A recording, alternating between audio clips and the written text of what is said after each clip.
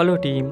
நம்ம வாழ்கிறது எல்லாருமே ஒரு லட்சியத்துக்காக தான் வாழ்ந்துட்டுருக்கோம். குழந்தையிலிருந்து பெரியவனாகி அந்த லட்சியத்தை அடையிற வரைக்கும் நம்ம ஓடிக்கிட்டே தான் இருக்கோம்.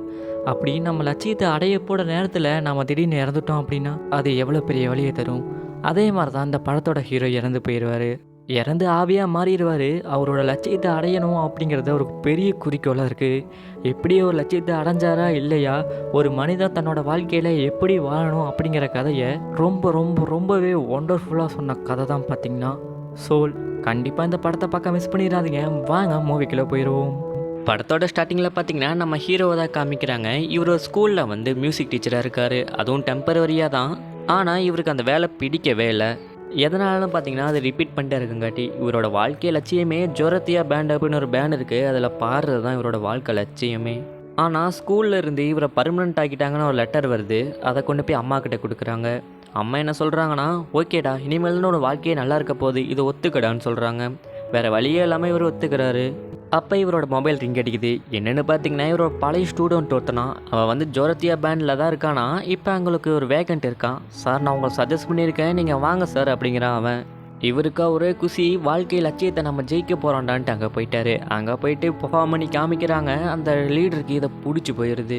இதனால் லீடர் என்ன சொல்கிறாங்கன்னு பார்த்தீங்கன்னா, ஒரு நல்ல கோட்டு போட்டு சாயந்தரம் இங்கே வந்துடுங்க, நம்ம கான்செப்டை ஆரம்பிச்சுக்கலான்னு சொல்கிறாங்க. நினச்சி பாருங்கள், வாழ்க்கையோட லட்சியத்தையே இன்னும் கொஞ்ச நேரத்தில் இவர் பிடிக்க போகிறாரு அப்படின்னு ரொம்ப சந்தோஷமாக எல்லாத்துக்கிட்டையும் ஃபோன் பேசிகிட்டே போயிட்டுருக்காரு. அப்படி போயிட்டே இருக்கும்போது ஒரு ட்ரைனேஜ் குழியில் விழுந்துடுறாரு. அப்படியே இவர் கண்முழிச்சு பார்க்குறாரு. பார்த்தா இவரோட ஆவி தான் இருக்குது, சோல். இவர் இப்போ எங்கே போயிட்டுருக்காருன்னு பார்த்தீங்கன்னா கிரேட் பியாண்டுக்கு போயிட்டுருக்காரு. அதாவது இறந்ததுக்கப்புறம் போகிறது. எஸ், நம்ம ஹீரோ இறந்துட்டார். இது என்ன இடம்னு தெரியாதனால அக்கம் பக்கத்துலலாம் கேட்குறாங்க. அவங்க, தம்பி நீ இறந்துட்டப்பா, அதனால தான் இங்கே வந்திருக்குன்னு சொல்கிறாங்க. நினச்சி பாருங்கள், வாழ்க்கையோட லட்சியத்தை அடைய வேண்டிய நாளில் ஒருத்தர் இறந்து போனால். இதனால நம்ம ஹீரோ பார்த்தீங்கன்னா, நான் ஒத்துக்க மாட்டேன், இன்றைக்கி தான் என் வாழ்க்கையில் முக்கியமான நாள்னு சொல்லிட்டு அங்கேருந்து குதிச்சிடறாரு. குதிச்ச உடனே பார்த்தீங்கன்னா ஒரு கிரேட் பிஃபோருக்கு வந்துடுறாரு. இது என்ன இடம் அப்படிங்கிறத அங்கே இருக்கிற ஜெரி சொல்கிறாங்க. இது வந்து கிரேட் பிஃபோர். பிறக்கிறதுக்கு முன்னாடி எல்லோரும் இங்கிருந்து தான் போவாங்கன்னு சொல்கிறாங்க. சரி, இவங்களும் எப்படி பூமிக்கு போவாங்கன்னு கேட்கும் போது அங்கே ஒரு வழி இருக்குது பாரு, அதில் தான் சொல்கிறாங்க. அது ஒரு போர்ட்டல் மாதிரி இருக்குது. நம்ம ஹீரோவை குதிச்சு பார்க்குறாரு. ஆனால் அவரால் போகவே முடியல. ஏன்னு கேட்டால் அதுக்கு ஒரு எர்த்து பசன்னு இருக்குமா. அது இருந்தால் தான் பூமிக்கு போக முடியுமா. இங்கே இருக்கிற செரி என்ன சொல்கிறாங்கன்னா, நீங்கள் வேணால் கிரேட் பியாண்டுக்கு போயிட்டு மறுபடியும் பிறந்து வாங்கலன்னு சொல்கிறாங்க. இல்லை என்னால் அது முடியாது அப்படின்னு நம்ம ஹீரோ சொல்கிறாரு.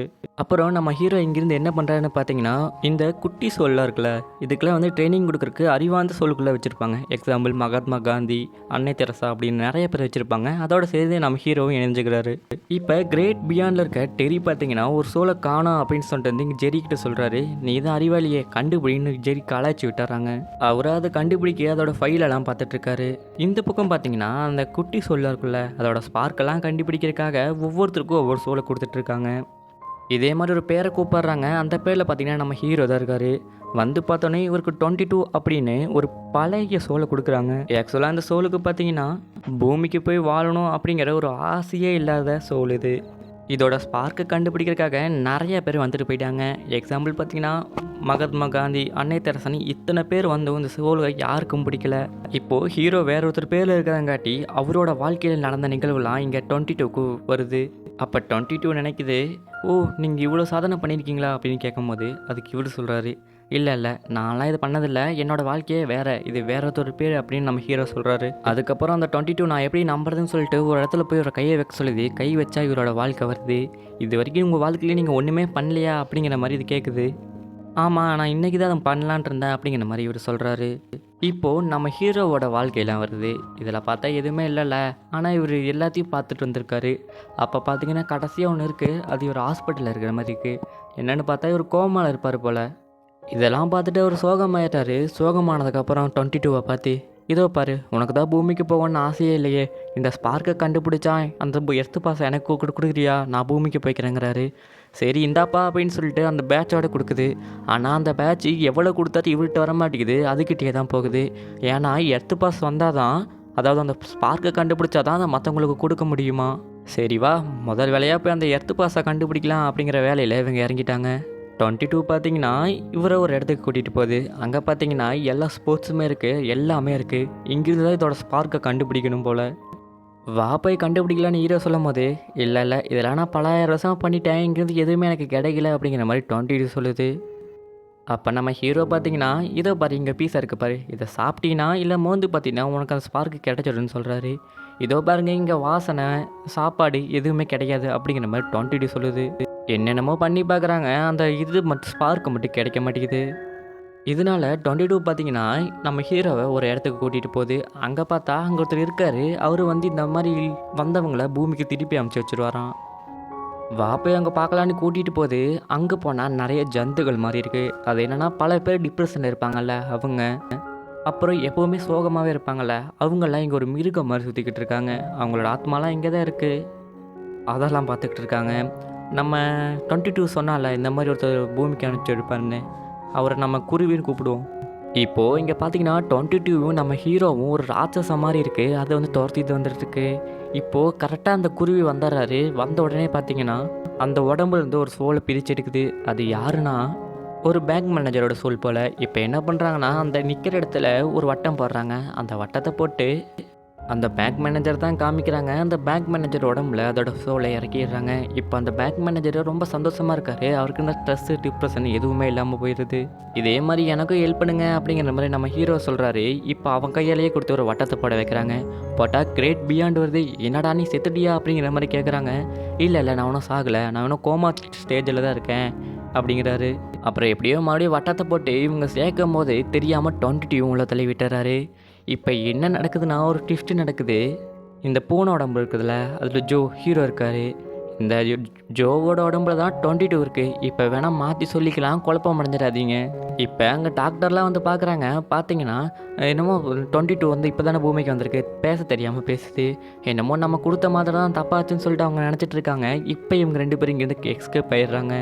நம்ம 22க்கு நடக்க கூட தெரில, எப்படியோ ஜோன் நடக்க வச்சுக்கிட்டு இருக்காரு. இப்போ ரோட்டுக்கு வந்தோடனே நம்ம 22க்கு சரியான பயம் ஆயிடுது. ஏன்னா இது வரைக்கும் வந்ததே இல்லைல்ல. அங்கே இருக்க கூட்டத்தை பார்த்ததே சரியான பயம். நம்ம 22 ஓடிக்கிட்டு இருக்கு. நம்ம இவனை வேறு கீழே போட்டு ஒரு இடத்துல போய் ஒழிஞ்சுக்கிச்சு 22. ஜோ வா போலாங்கிறாரு. இல்லை என்னால் வர முடியாது, எனக்கு என்னமோ வயிறில் எதுமோ பண்ணுங்கிறாரு. உனக்கு பசி எடுத்துச்சா அப்படின்னு சொல்லிட்டு ஒரு பீஸாவை திருடி கொண்டு வந்து கொடுக்குறாரு. அதை சாப்பிட்டு பார்த்தோன்னே 22க்கு ரொம்ப பிடிச்சிருது. அதோட சுவையும் மனமும் ரொம்ப பிடிச்சிருது. இப்போ அந்த குருவியை தான் பார்க்குறாங்க.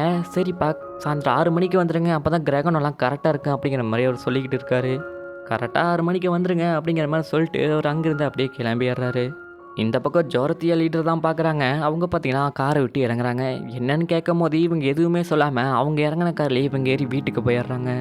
வீட்டுக்கு போனதுக்கப்புறம் பார்த்தீங்கன்னா நம்ம ஹீரோக்கு ஒரு ஃபோன் வருது. அதான் ஸ்டூடெண்ட்டு இருந்து, சார் மறுபடியும் உங்களுக்காக ஒரு வாய்ப்பு கேட்டு வச்சுருக்கேன், கண்டிப்பாக இந்த டைம் வந்துடுங்க, எனக்கு செலக்ட் ஆயிடுவீங்க, பாடிடலாம் அப்படிங்கிற மாதிரி சொல்கிறாரு. ஓகே வரேன்னு சொல்லிடுறாரு. அப்போ பார்த்தீங்கன்னா காலிங் பெல் சத்தம் கேட்குது. அப்போ 22 போய் திறந்து என்னம்மா என்ன வேணும்னு கேட்கும் போது நான் வந்து மியூசிக்கை நிறுத்தலான்னு இருக்கேன் அப்படிங்கிற மாதிரி சொல்லுது. சரிம்மா நிறுத்திக்கோ அப்படிங்கிற மாதிரி 22 சொல்லுது. ஏதோ ஸ்கூல் பேண்ட் வச்சுருக்கோம் போல், அதை திருப்பி கொடுக்கணும் போல். கொடுக்குறதுக்கு முன்னாடி நான் ஒரே டைம் ப்ளே பண்ணிக்கலாமான்னு சொல்லிட்டு ப்ளேன் பண்ணுது. பார்த்தா சூப்பராக வாசிக்குது. 22 வந்துட்டு நீ நல்லா தானே வாசிக்கிற, கிளாஸுக்கு கண்டினியூ பண்ணலாமேன்னு கேட்கும் போது ஓகே நான் பண்ணுறேன் அப்படிங்கிற மாதிரி சொல்லிட்டு அந்த பொண்ணு போயிடுது.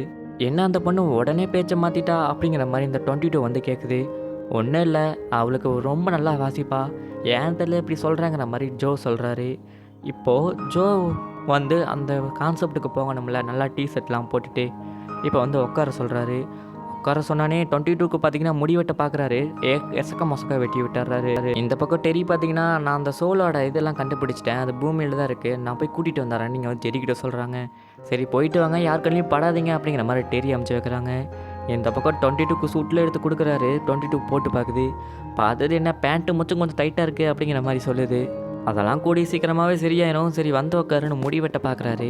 அதான் ஏற்கனவே சொன்னேனே தாறுமாறாக வெட்டி விட்டுறாருன்னு, இதனால் ஒரு பக்கமே சிரைச்சிட்டு போயிடுது. என்னடா இப்படி ஆச்சுன்னு சொல்லிட்டு இவங்க உடனே சலூன் கடைக்கு தான் போகிறாங்க. அங்கே போனதுக்கப்புறம் பார்த்தீங்கன்னா என்ன நீங்கள் அப்பாயின்மெண்ட்டே வாங்காமல் வந்துட்டீங்க அப்படிங்கிற மாதிரி கேட்குறாங்க. அப்போ இவர் தொப்பியை கழட்டோன்னே சரி அவசர வேலை போல் வந்து உட்காருங்கன்னு உட்கார வச்சிடுறாங்க. அப்போ பார்த்தீங்கன்னா 22 தன்னோட வாழ்க்கையில் நடந்ததான் சொல்லுது. பக்கத்தில் இருந்தவங்களாம் ஓ அப்படியா இப்படியான்னு வாயை பிறந்துட்டு பார்த்துட்டு இருக்காங்க. எப்போவுமே ஜோ இங்கே தான் முடிவெட்ட வருவார். வந்தோடனே பார்த்தீங்கன்னா அந்த மியூசிக்கை பற்றி தான் இவங்கிட்ட பேசிகிட்டே இருப்பார். ஆனால் அவன் சொல்கிறது எதுவும் கேட்க மாட்டார் நம்ம ஜோ. இப்போ 22 என்ன பண்ணுறான்னா நல்லா பேச்சு கொடுக்குறான். பேச்சு கொடுத்தோன்னே இந்த இவன்ட்டை பார்த்து கேட்குறாரு, நீ என்ன ஏன் இதை படித்த அப்படின்னு. அதுக்கு முடி வெட்டுறோன்னு சொல்கிறான். எனக்கு வெட்னரி படிக்கணும்னு தான் ஆசை. ஆனால் பணம் இல்லாதனால இந்த கோர்ஸ் தான் சீப்பாக இருந்தது அப்படிங்கிறதால முடி வெட்டுற கோர்ஸ் படித்தேன் அப்படிங்கிற மாதிரி சொல்கிறான். இப்போ இவங்க 2 பேரும் தன்னோட மனசுக்குள்ளே இருந்ததை பகிர்ந்துக்கிட்டாங்க. ஆனால் ஜோ பார்க்குறாரு, என்ன இவன் இவ்வளோ கஷ்டப்பட்டுருக்கானா அப்படிங்கிற மாதிரி பார்த்துக்கிட்டு இருக்காரு. ஏன் நீ இது வரைக்கும் சொல்லவே இல்லை அப்படின்னு கேட்கும்போது, நீங்கள் கேட்கவே இல்லை நான் சொல்லவே இல்லை அப்படின்னு சிம்பிளாக முடிச்சிடுறாரு. இப்போது ஜோக்கு பார்த்தீங்கன்னா கொஞ்சம் கொஞ்சமாக புரிய வருது, நம்ம வாழ்ந்த வாழ்க்கையே இல்லை அப்படின்னு. இந்த பக்கம் டெரி பார்த்தீங்கன்னா ஜோவை பிடிக்குன்னு சொல்லிட்டு வேற யாரையோ பிடிச்சி வச்சு கலாச்சிட்டு இருக்குது போல். அவனா ரொம்ப பயந்துட்டான். இங்கே 22 பார்த்தீங்கன்னா ரொம்ப ஜாலியாக இருக்குது. வாழ்க்கையில் ஒவ்வொரு நொடியும் ஜாலியாக வாழ்ந்துட்டுருக்கு. சின்ன சின்ன விஷயத்தை கூட ஜாலியாக வாழ்ந்துட்டுருக்கு. இதை நம்ம 22வும் பார்த்துட்ருக்காரு. அப்போ நம்ம 22 பார்த்தீங்கன்னா உட்காந்து எழுந்திருக்கும் போது பேண்ட் கிழிஞ்சிருது. இப்போதான்ப்பா நல்லா இருக்குன்னு சொல்லும் போது, ஐயோ என் மேனை போகுது கிளம்புடா அப்படின்னு அம்மா கிட்ட போகணும்னு சொல்லிட்டு போகிறாங்க. அப்போ போகும்போது பார்த்தீங்கன்னா ஒரு மியூசிக்கரை பார்க்குறாங்க. இந்த மியூசிக்லாம் அவனுக்கு பிடிக்க ஆரம்பிச்சிருது 22க்கு. அப்போ அங்கேயே கிளம்பி போயிட்டு ட்ரெயினுக்கு போகிறாங்க. ட்ரெயினில் பார்த்தீங்கன்னா ட்ரெயின் விசையாக போகுது. நம்ம 22க்குள்ளே இது பழக்கமே இல்லையே, இதனால் அங்கேயும் இங்கேயும் மோதிடுறான். கடைக்கு போனோன்னே எல்லாம் பேசிக்கிறாங்க, நீ அந்த பேண்டில் பாட போகணும் உங்கள் அம்மாட்ட சொல்லவே இல்லையே, உங்கள் அம்மா கோவமாக இருக்காங்கன்னு சொல்கிறாங்க. இவனா நேராக அம்மா கிட்ட போகிறான். அம்மா திட்டுறாங்க, ஏன்டா இப்படி பண்ணுற அப்படின்னு. உங்கள் அப்பாவும் இதே மாதிரி தான் சுற்றினாரு, ஆனால் சாதிக்க முடியல அவரால் அப்படிங்கிறாரு. ஏம்மா என்னோடய வேலையில் என்னை விடுங்க, நான் கண்டிப்பாக சாதிப்பேன் அப்படிங்கிற மாதிரி சொல்கிறான்.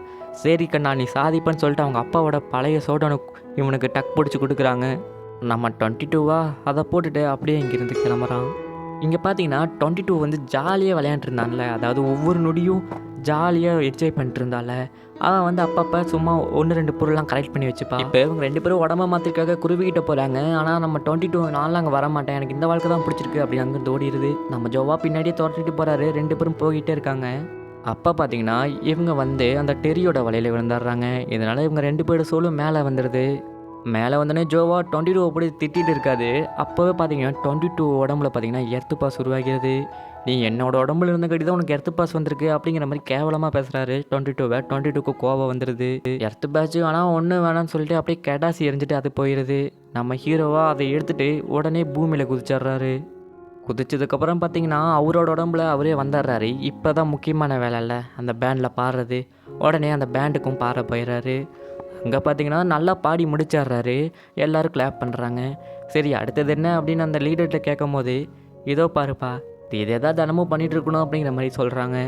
ஆனால் ஏற்கனவே அந்த ரிப்பீட்டேஷனாக இருந்தால் தானே அந்த டீச்சர் வேலையை விட்டார். இதுவும் அப்படியே இருக்கே அப்படிங்கிற மாதிரி இவருக்கு ஒரு மாதிரி இதாகிடுது. இப்போ இவர் 22 பற்றி நினச்சி பார்க்குறாரு. 22க்கு எவ்வளோ கஷ்டமாக இருக்கும் அப்படிங்கிறதெல்லாம் அவர் நினச்சி பார்க்குறாரு. அதை கலெக்ட் பண்ண பொருளையும் எடுத்து பார்க்குறாரு.